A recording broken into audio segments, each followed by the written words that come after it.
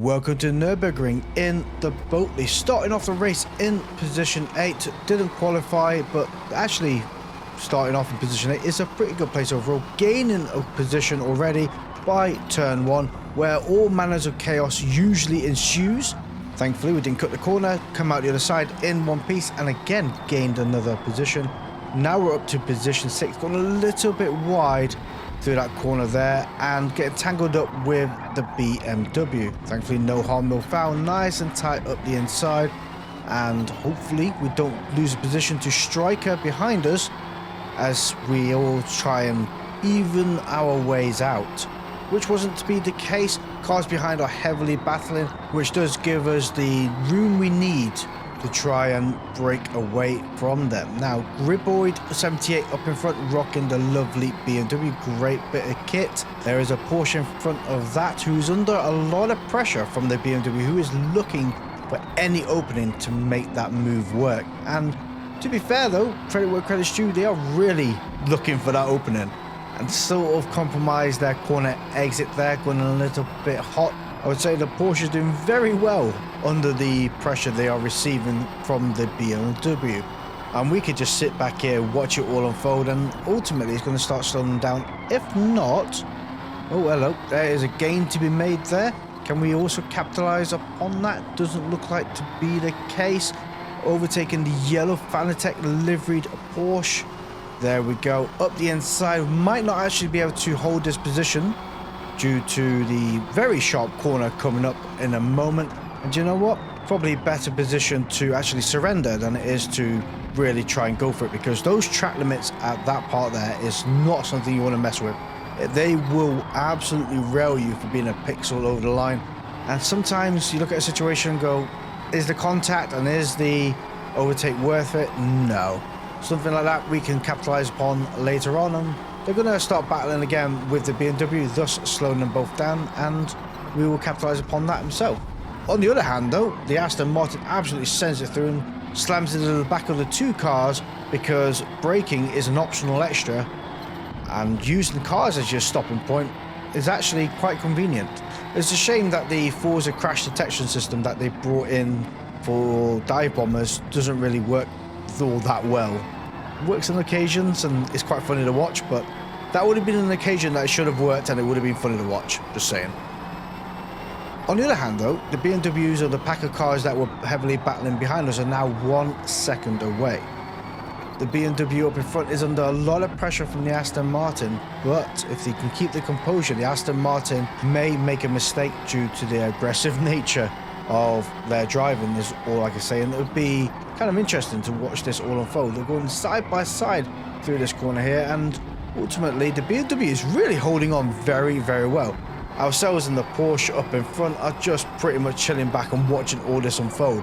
I think it's going to be a great opportunity now to start putting a bit of pressure on the Porsche and try and get past them, because they're losing a little bit of ground from the two cars up ahead, and I think that's going to be our demise there. We don't want the cars behind to catch up to us. We want to try and keep up with the cars ahead and really try and make some gains here. While it would have been nice to have a little bit of a better run out of that corner there, didn't want to risk hitting the Porsche, although we might actually be able to have the inside line of this corner here. Take that back, gonna pull out of it. Wasn't really alongside that car enough to justify sending it through. I don't think that would have been very fair at all. We have to be quite careful here though, because the BMW behind is starting to close that door. If me and this Porsche keep battling the way we are, that BMW is going to be joining the party, and that'd be 3 of us, and 3 is a crowd. BMW up ahead had a moment with this Porsche that has now taken up gardening lessons and actually rejoined the track very well, to be fair. Credit where credit's due on managing to hold on to that situation. The problem with this said situation is now there's 3 of us together. Maybe this Porsche can create a situation we can both capitalize on it. They were up ahead, they're going to want that position back, and it's going to put a lot of pressure on Hunty up in front in the yellow Porsche themselves. You can see the Brumos is heavily looking to gain that position back, and this might be the corner they capitalize upon it. A little bit of contact through there, out the other side, yellow Porsche backs out, or they're just going to get on the power quick enough and safely enough. has opened a door for us though.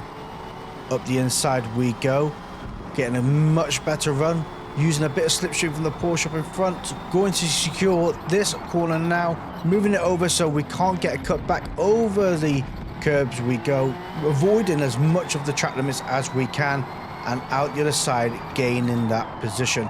And now to P5. The thing is, it's worked in our favour as well, with the BMW also joining the party in the rear, so that's closed the opportunity for them to do a jump back on us.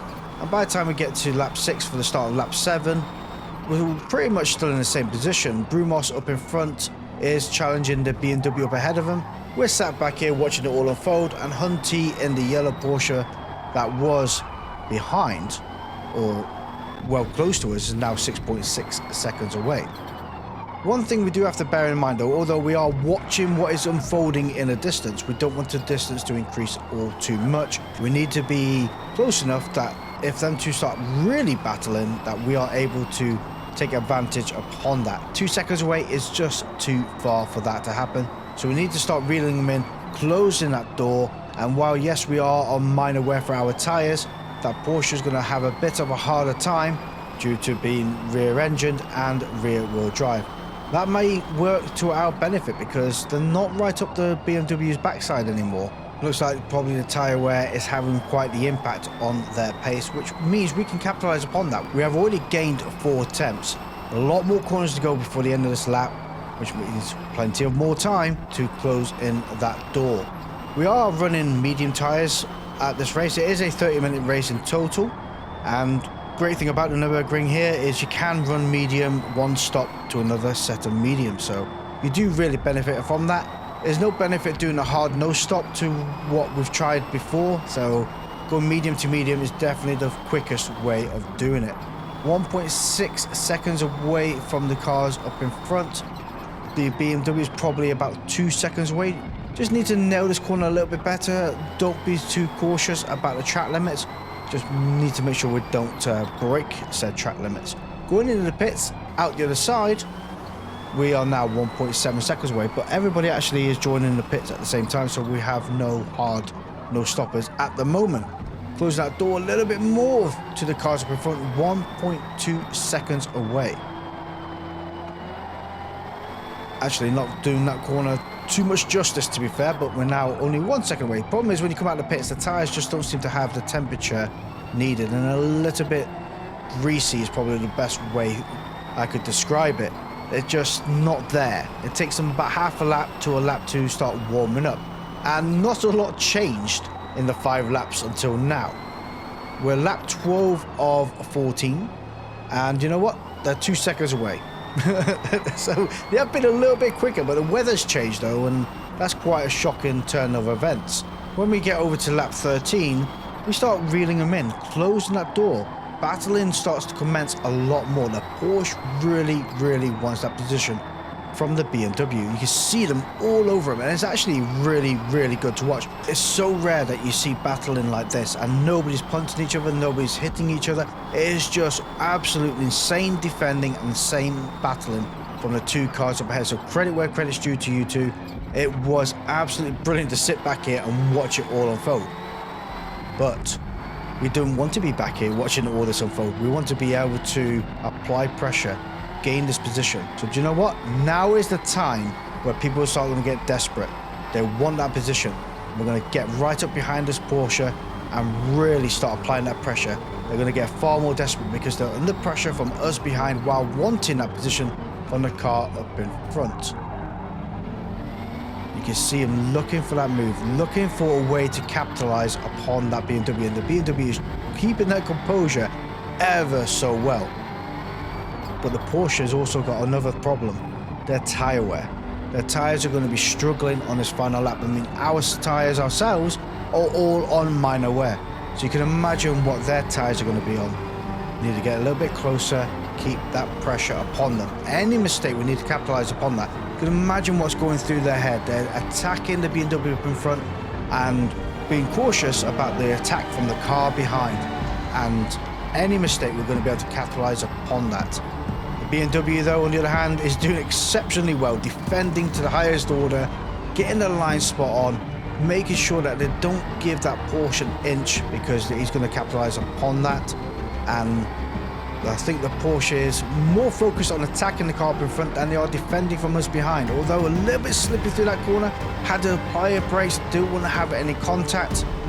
Their tyres are giving out. A few more corners of this race remaining. Can we keep the pressure on and capitalize?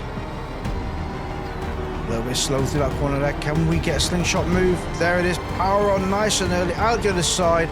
Overtaking that Porsche. Keep them out wide. And they actually rubbed the grass, which slowed them down dramatically. We have gained that position. Now we need to make sure we hog the middle of the track, make this car as wide as possible. We don't want to cut back on the inside or the outside. Kind of parking on the apex. Securing the corners. Out the other side we go.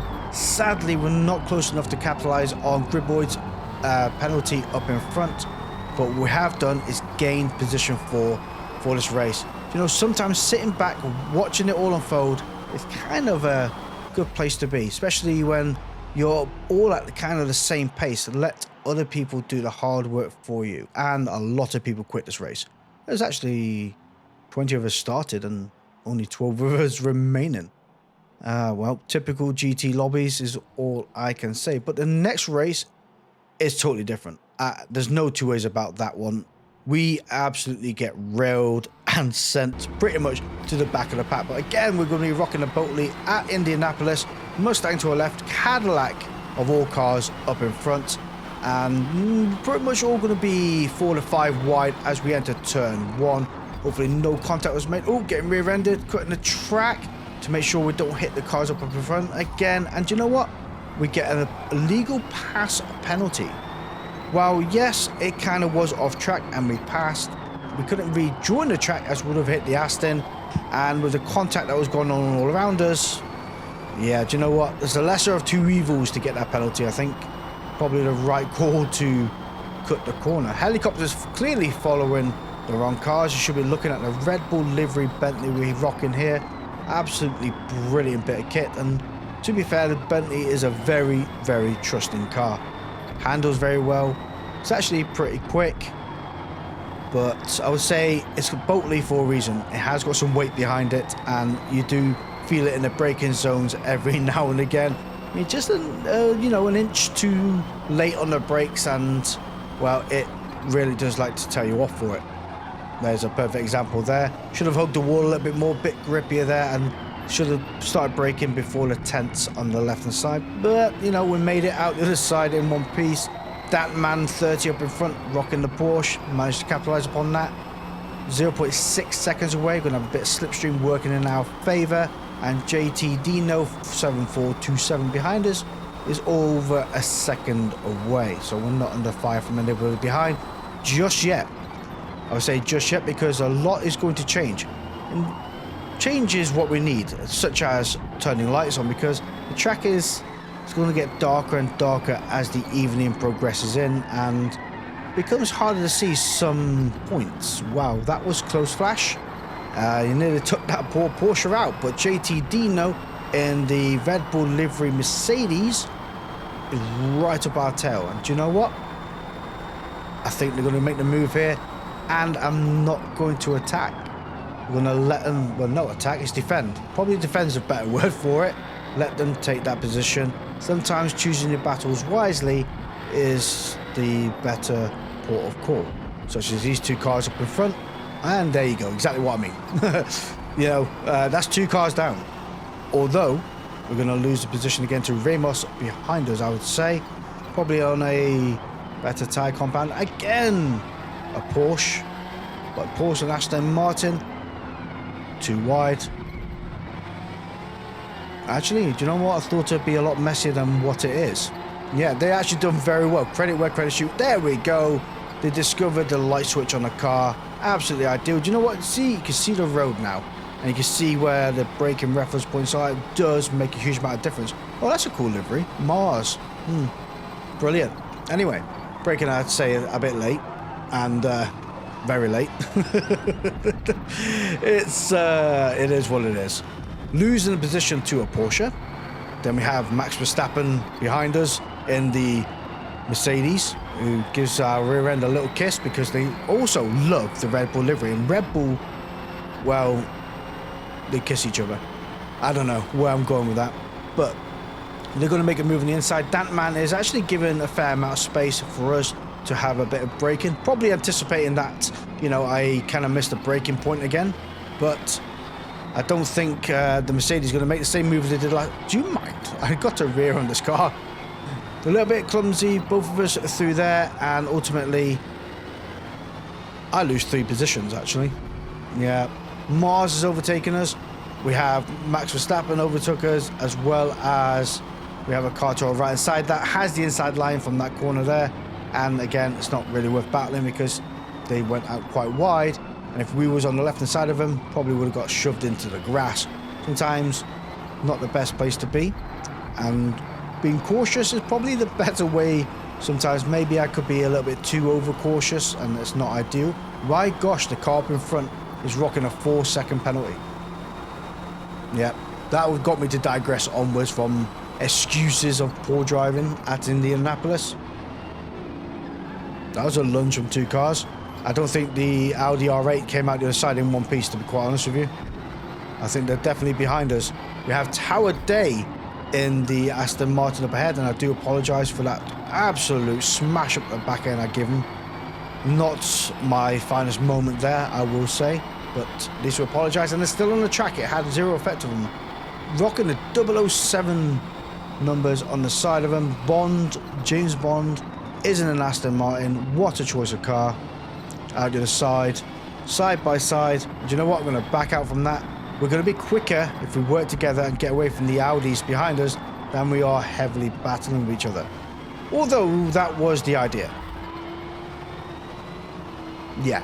Do you know what? Sometimes some ideas just really don't work in our favour, and we're down to position 11. So what started off to be an okay start, bar the penalty, we pretty much get demoted down to 11th place. We have Welly Boy behind us rocking a 3-second penalty. That is 1 second away. But Welly Boy is also, by the looks of it, I think in an Audi, or was it a Porsche? Doesn't matter. Where are they going? Well, the curbs can be pretty brutal at this track, and they're pretty much very, very bouncy. Okie dokie. Now we just need to make a move on XXP Jizz up in front. JZZ. Sorry, bud. Whatever. I just get moving along. The car behind 0.4 seconds away, rocking a 1.1 second penalty. We're going to use the slipstream from the car in front to keep away from the car behind. And it does work in our favour, to be fair, because now they're 1 second away. We're going to be trying to make a move back on Mars bar up in front and keep up with the Audi R8. And that's what we need to do. The Audi R8 is a little bit quicker. They may well be on a different tyre compound because this race is much different to other races. You can't do hard no stop. You have to do pretty much hard to hard tyre changes. You can bend the mediums to last that a lap or two longer. It's risky, and some people are able to make it work. Whether it's risky enough that you capitalize upon that, it's really hard to tell. But you really have to stretch those medium tires out and then really stretch the hard tires towards the end. By the time we get to lap 9, not a lot has changed. We're still behind JZZ, I nearly said it again, up in front, which means we're quite a bit away from the Audi R8 behind us. 2.5 seconds to be exact. A little bit of a ping issue from going on. What does that mean? Not a lot. Giving a little bit more space. I don't want to be caught up with a ping issue. Oh, they're gone. Okay. Well, that's put us into a situation where we're 4 seconds away from the blue Aston Martin, which is Tower Day, and we're almost 3 seconds away from the car behind. And do you know what? Not a lot changed. Went through the pits, out the other side, and do you know what? For the rest of the race, we sat by ourselves. There was nobody. Nothing happened. Didn't overtake anybody. Didn't get overtaken, but we did get a few places because other people had a different pit strategy. You can see Ramos behind, pitting twice. Car up in front, JT Dino, 6.5 seconds ahead. Yep, it was just a weird race. It insane start, and it really settled down towards the end. And you see again, a lot of people quit. And it wasn't as bad as last time, but yeah, still only 12 people left. Thank you for watching.